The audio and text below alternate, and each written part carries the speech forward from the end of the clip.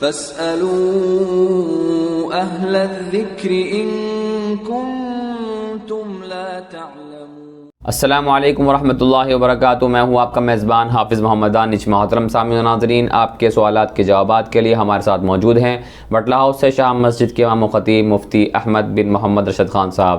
جی مفتی صاحب، جنید بھائی ضلع شاملی سے معلوم کرتے ہیں، گوبر سے لیپی ہوئی زمین پر نماز پڑھنا کیسا ہے؟ بسم اللہ الرحمن الرحیم، حامدا و مصلیا و مسلما، اما بعد۔ جی ہاں، عام طور سے آج بھی گاؤں دیہاتوں میں ایسا ہوتا ہے کہ گوبر وغیرہ سے ہی اپنے گھروں کو لوگ لیپتے ہیں اور نیچے بھی اسی گوبر کو ہی لیپ دیا جاتا ہے۔ تو اگر کوئی آدمی اس پر مسلح بچھا کر یا پاک کپڑا چادر وغیرہ بچھا کر نماز پڑھے تو اس کی نماز بالکل درست ہو جائے گی۔ عبد القادر بھائی سوال کرتے ہیں، کیا گھر سے ہی اعتکاف کی نیت کی جا سکتی ہے مسجد جانے کے لیے؟ بہتر اور افضل طریقہ تو یہی ہے کہ جب وہ آدمی مسجد میں داخل ہو رہا ہو تو مسجد میں داخل ہونے کی دعا بھی پڑھے، بسم اللہ والصلاۃ والسلام علی رسول اللہ، اللہم افتح لی ابواب رحمتک۔ اس کے بعد ہی وہ اعتکاف کی نیت بھی کرے، چونکہ اعتکاف کے الفاظ بھی اسی طرح کے ہیں جو اس بات کی طرف اشارہ کرتے ہیں کہ مسجد میں داخل ہوتے وقت ہی وہ دعا پڑھنی چاہیے۔ اعتکاف کی نیت یہ ہے، بسم اللہ دخلت وعلیہ توکلت ونویت سنت الاعتکاف۔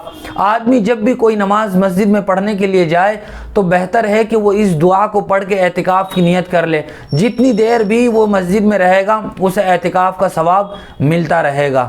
ایک صاحب کا سوال ہے، اگر ظہر کی فرض نماز میں تیسری رکعت میں کھڑے ہونے کی بجائے بیٹھ گیا اور پھر یاد آنے پر کھڑا ہو گیا اور سجدہ سہو بھی کر لیا تو نماز کا کیا حکم ہے؟ جی ہاں، مذکورہ صورت میں جب اس شخص نے سجدہ سہو بھی کر لیا ہے تو اس کی نماز درست ہو جائے گی۔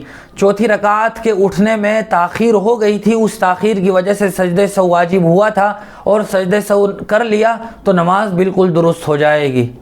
قاسم بھائی پرانی دہلی سے معلوم کرتے ہیں، اگر کتا برتن میں منہ ڈال دے تو 3 مرتبہ دھونا ضروری ہے یا 7 مرتبہ؟ جی ہاں، اگر کتا برتن میں منہ ڈال دے تو 3 مرتبہ دھونا واجب اور ضروری ہے، 7 مرتبہ دھونا مستحب ہے۔ 3 مرتبہ بھی اگر دھو دیں تو برتن پاک ہو جائے گا، لیکن 3 سے کم دھونے سے برتن پاک نہیں ہوگا۔ 3 مرتبہ تو دھونا ضروری ہے۔ اس کے بعد آدمی کو اختیار ہے، اگر وہ چاہے تو 7 مرتبہ دھوئے، مستحب ہے، اور نہ چاہے تو نہ دھوئے، البتہ 3 مرتبہ دھونا یہ واجب ہے۔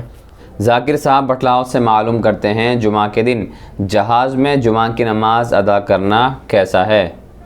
جہاز میں جمعہ کی نماز ادا نہیں کر سکتے ہیں۔ اس کی وجہ یہ ہے کہ ایک تو جمعہ کی نماز کی ادائیگی کے لیے جمعہ کے شرائط کا پایا جانا ضروری ہے، یعنی شہر ہو یا یہ کہ قصبہ ہو یا ایسا بڑا چوڑا دیہات ہو جس میں جمعہ کی شرائط پائی جاتی ہوں، وہاں جمعہ کی ادائیگی صحیح ہوتی ہے۔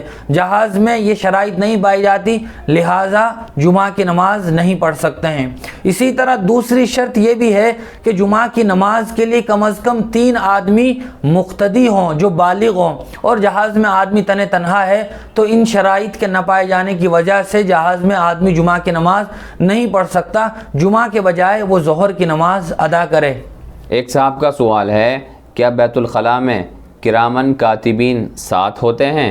حافظ ابن کثیر علیہ الرحمہ نے بیان فرمایا ہے کہ نبی کریم صلی اللہ علیہ وسلم نے ارشاد فرمایا کہ تم برہنہ اور ننگا ہو کر غسل کرنے سے پرہیز کرو، چونکہ جو فرشتے تمہارے ساتھ ہوتے ہیں ان سے حیا کرو، اور یہ فرشتے صرف 3 حالتوں میں تم سے جدا ہوتے ہیں، ایک غسل کے وقت، دوسرا قضاء حاجت کے وقت، اور تیسرا جنابت کی حالت میں۔ اس روایت سے معلوم ہوتا ہے کہ جب آدمی بیت الخلاء میں قضاء حاجت کے لیے جاتا ہے تو یہ کرامن کاتبین فرشتے ساتھ نہیں ہوتے ہیں۔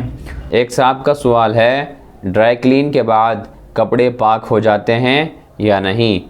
جی ہاں، ڈرائی کلین کے لیے جو کپڑے جاتے ہیں وہ کپڑے پاک ہو یا ناپاک ہو، وہ دھوبی ناپاک کپڑوں اور پاک کپڑوں میں فرق کرتا ہو یا نہ کرتا ہو، جب وہ دھل کر آئیں گے اور ان کپڑوں پر کوئی ناپاکی کا اثر نہیں ہوگا تو وہ کپڑے پاک کہلائیں گے، لہٰذا شک و شبہ میں مبتلا نہیں ہونا چاہیے۔